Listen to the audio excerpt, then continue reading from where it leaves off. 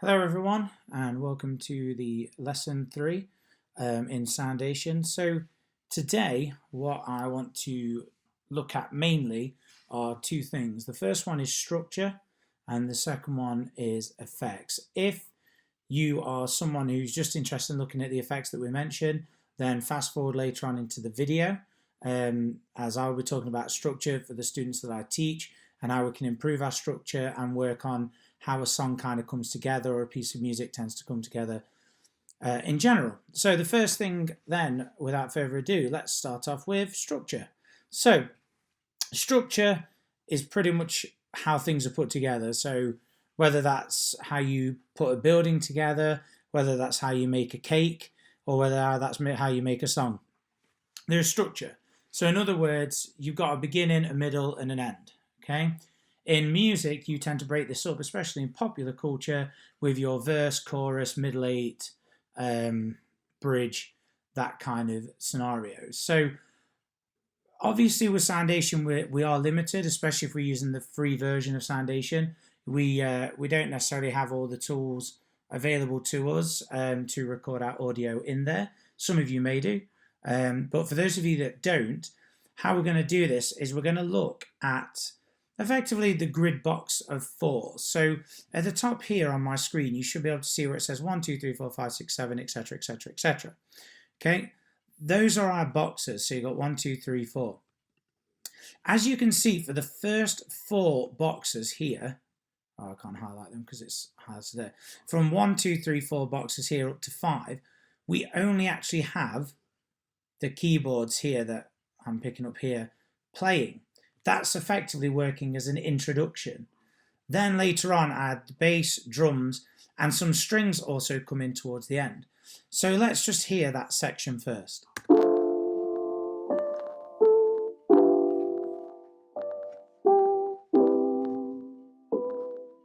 So that's effectively our intro. Now we're going to go into the main section.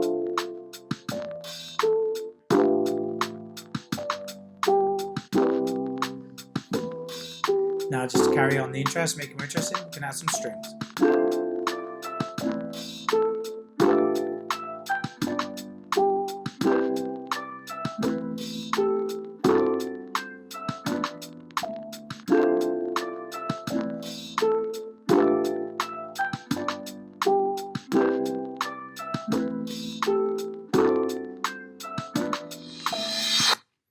Okay, so that effectively makes up the beginning part of the track.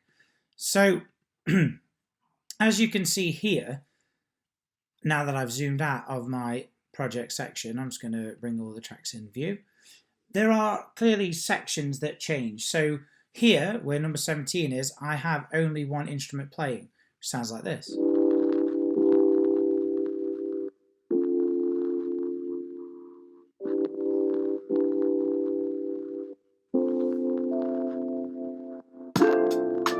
Okay, so in what effectively this is, as we talked about in lesson 1 and 2, is lo-fi hip-hop.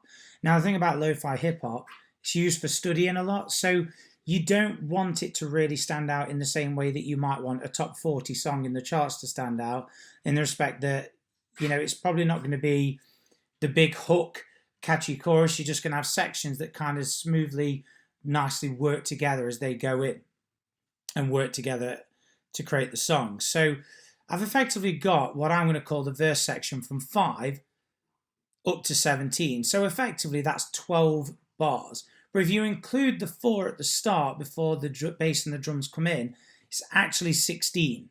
So what I would suggest you do when creating a section for your structure is you want your verse section to be probably a minimum of 8 of these bars.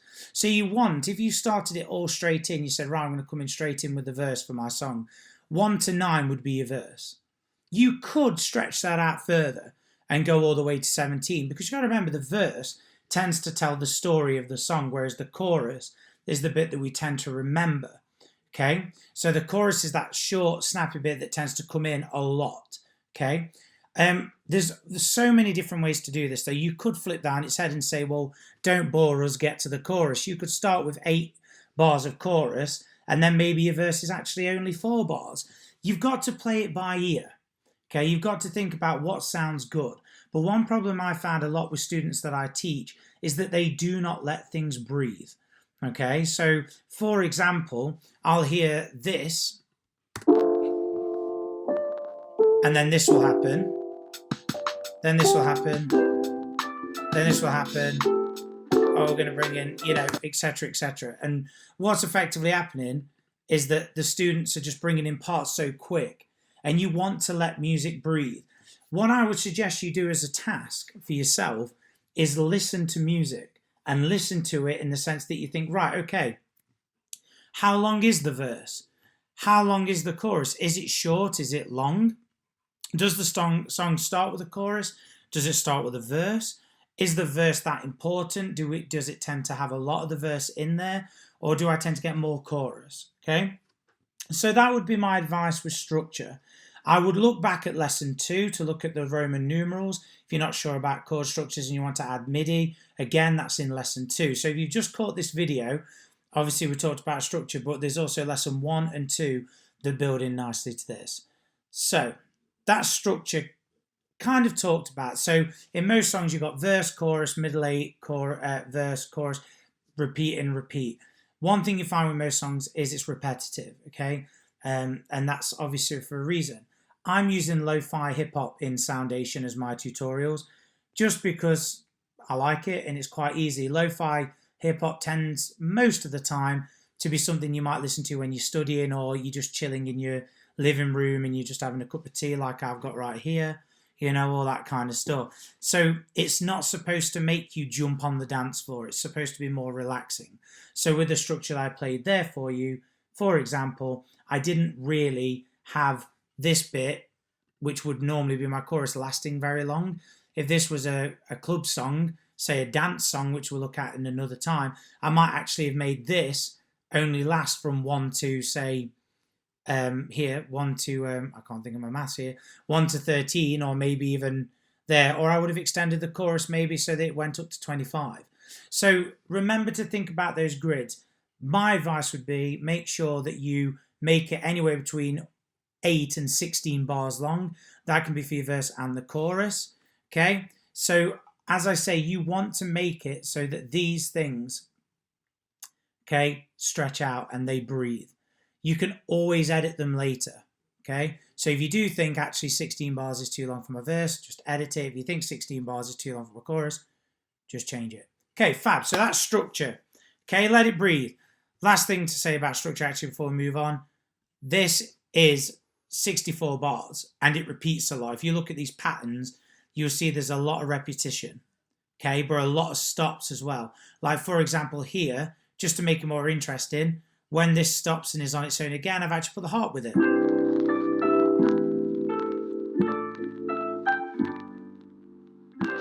Just so it's a bit more interesting the second time round, okay? So as I say, it's just to chop and change things in respect to structure, okay? So it's my experimenting, just give it a go.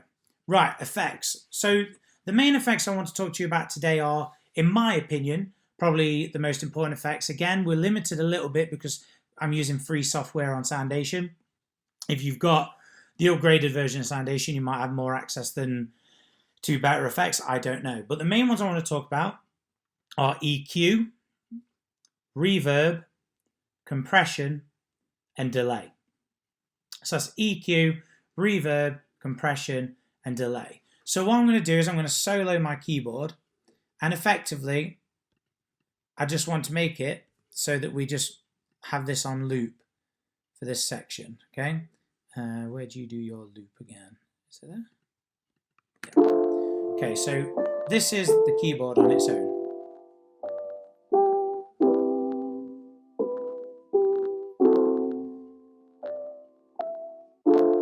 Okay, fab, so that's working. So to add effects, I somehow seem to have lost it even though I added them in earlier. So let me just find out again how to do that because I did have it up a minute ago. Now it's gone. Effects, effects, effects, effects, effects, effects, effects, effects. I don't understand how I've lost my effects. It's not really up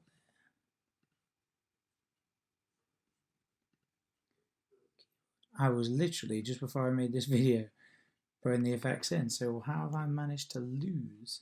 Oh, well, you can right click and click add. Oh no, you don't want an effect channel. Actually, that's a completely different thing that we'll look at another time. Where's the effects button gone on this? Might have to freeze this video and come back in a second. I don't understand why. Oh, I know why. It's because I've minimized. Right, so if you don't get your effects options, at the bottom right here, you want to press the plus, and eventually it comes up at the bottom with effects. That's why it didn't work. Okay, so press play. Right, effects. So if you click effects, you click on plus. The first one you want to look at is EQ. So this is what I mean about our limitations. So you want to click on, obviously, the demo mode. Now, EQ basically is your frequencies in your sound. So on a keyboard, you know, it's huge. So if you go to the right side of the keyboard, you go higher up in pitch. If you're at the left side, it tends to be a lower pitch. So look at it this way. Where I'm highlighting here, that is the left side of the keyboard where it's lower. The pink is where it's higher. So I'm going to play the keyboard. I'm going to raise these in respect of where their frequencies are. So playing it. If I raise the middle, it's going to raise the frequency of the middle part of the keyboard. If you raise it too much, it becomes a bit painful. If I lower it, still crackling a bit. That raises effectively the middle. So we bring that back down. Let's raise the higher frequency.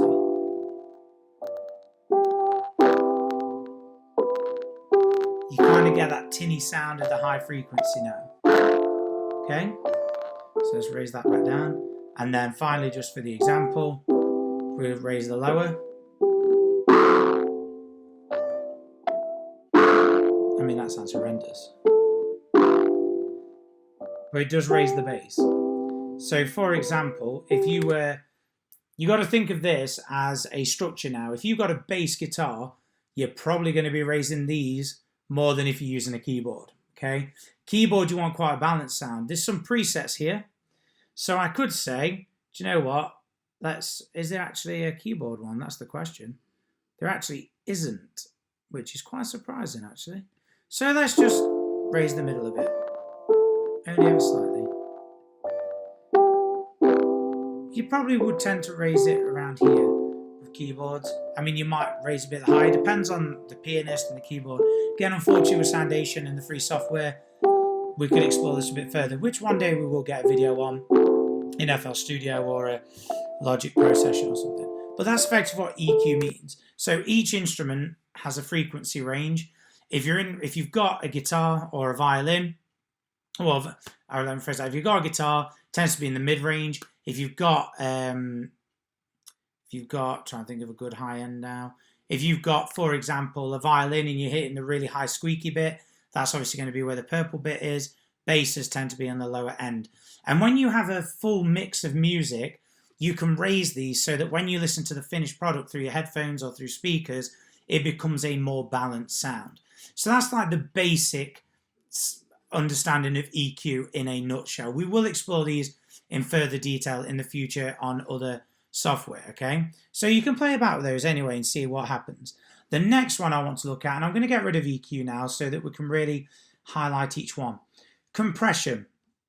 So, compression is, if you are listening to music and you record a band, the drummer might hit a part of the drum kit higher. So when you've recorded that sound, that part might go louder and might go up like that in the sound wave, which means that when you put your headphones on, or whatever you might be listening through it, it might stand out in a bad way because it might be almost like a big sound right in your face that is quite unpleasant. Slap bassists, for example, in funk music, when they do their pop sound, when they go boom, and they pop it, sorry for the terrible example using my voice there, but when they pop, okay, it can cut through the mix quite badly in the respect that it's too loud. So a compressor makes it so that that comes down in the mix. So effectively it means that anything that's too loud becomes compressed and it comes into a point where it balances out the sound.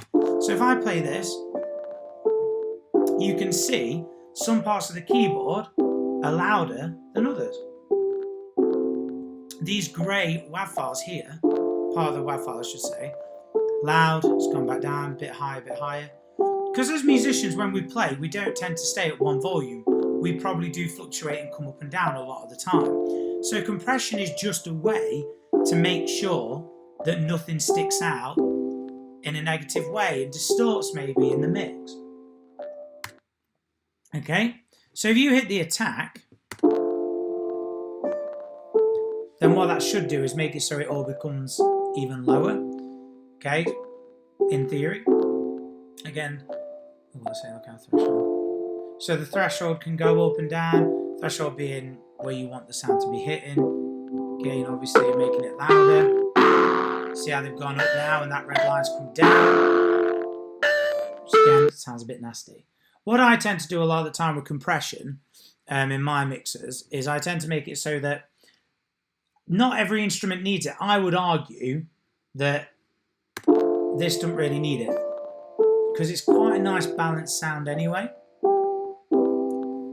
Okay, so maybe your drums or your bass is somewhere where you might look at that and you can look at it. But be careful with compression. If you compress too much, it becomes robotic. You know, you've got to remember you're dealing with a performance. You know, you want it to sound naturalistic to some extent still. So you don't want to add too much compression to the point where you effectively lose that kind of human nature to the sound. So the next one, my personal favorite effect, reverb. So we've heard the keyboard 1,000 times. The size basically refers to the size of your room. Okay, wet basically means how wet you want the sound to be. Dry meaning how dry you want it to be. I'll demonstrate what I mean. So if we play it, if I make the size bigger, so we're in a bigger room and further away from the instrument,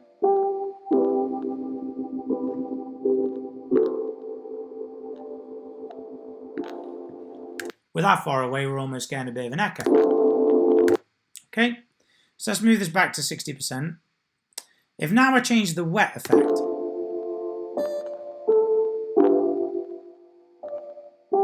I'm just going to remove the dry a bit.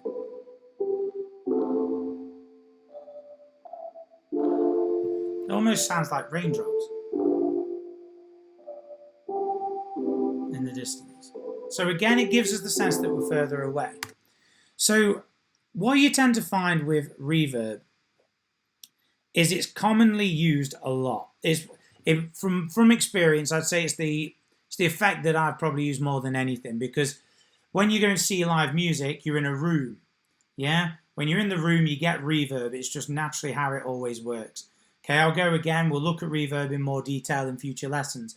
But if you're in a room and it's a huge room and you're far away from the piano, you're going to get more of that size effect because it's going to be further away.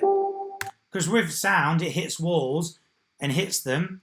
And as it hits the walls, it keeps bouncing off and it takes longer to get to us. Okay, so reverb just gives you that sense. 80s music, king of reverb, really. Yeah? So what I would suggest, if you have any vocals, reverb. If you have any keyboard, use reverb. Even if you just use it a little bit, it just makes it sound a bit more naturalistic and not too dry. If it becomes too dry, again, it's like I said with compression, you kind of lose that naturalistic sound to it. Yeah? Again, play about with it. Make it go ridiculous like I did with the size. Make it so that it's got very minimal size. Yeah? See what works best for your mix. But reverb, effectively, is the idea that when you sat in a room, you know, it's the sense of the sound traveling in that room. The further you are away, the more reverb there is. Okay? Again, I'm going to bring some videos out on reverb, compression, etc., and go into more detail into them. But this is a very quick structure and effects lesson just for Soundation. So that's reverb in a nutshell to look at. Then the final one I wanted to talk about was delay. So again, what I want to do here is I'm going to raise the time right, and I'm going to whip the wet. Again, similar to reverb, wet and dry have similar effects. So let's hear it with the wet turned all the way up.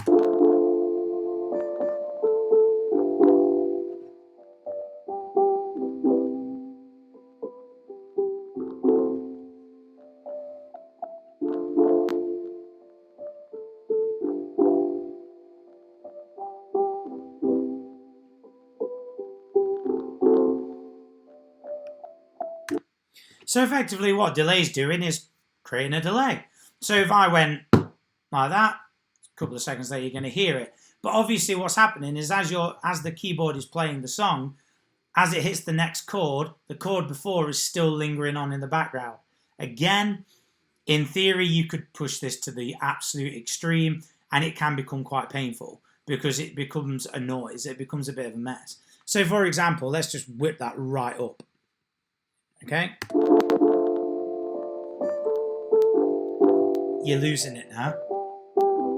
It's almost kind of jittery. So you want to find the right balance if you're going to use it and make it so that it sounds a bit more naturalistic. Maybe lower the wet. Probably a bit too much still.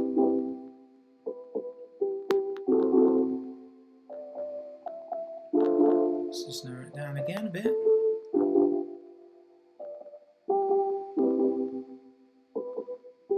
So only slight delay now. Seems to work. So that's structure and effects. So any questions, please hit me in the comment section below. Please like, subscribe, hit the bell notification for more Soundation videos. Going to start looking at FL Studio. Going to be doing some top artists for certain genres of music for you guys to check out. Thank you so much for the support so far, guys. Please, any questions, let me know. In the future, we're going to get more videos on reverb, delay, EQ, all the different effects, creating different types of music, anything I can do to help you guys out as best as I can. So again, thank you very much for dropping by. Happy New Year as well. This will be coming out sometime in January. Hopefully things will start to look up, around the world in respect to the current situation. I wish you all the best. Thanks a lot, guys. Take care. See you later. Thank you. Bye.